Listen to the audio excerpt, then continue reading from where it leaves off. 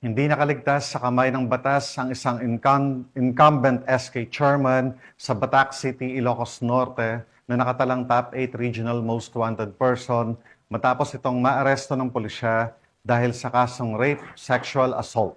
Nakatutok dyan si Police Corporal Rafi Veloria. Ito ng mga operatiba ng pulisya ang isang top 8 regional most wanted person na kasalukuyang nanunungkulan bilang SK chairman sa Batac City, Ilocos Norte nito lamang ika-6 ng Oktubre taong kasalukuyan.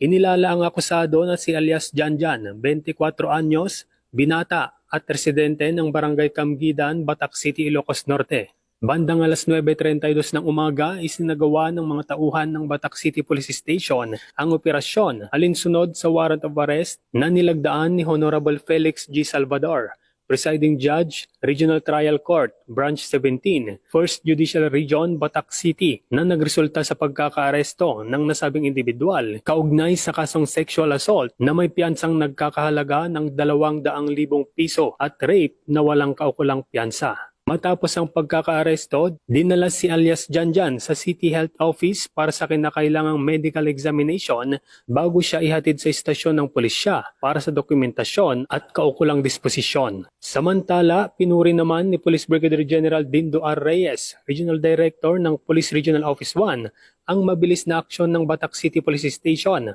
at iginiit ang patuloy na pagtupad ng kapulisan sa kanilang tungkulin. Ayon sa kanya, ang tagumpay ng operasyon ay patunay ng paninindigan ng PNP na walang sinuman ang higit sa batas at na ang sinumang lumabag ay pananagutin, anuman ang estado sa lipunan.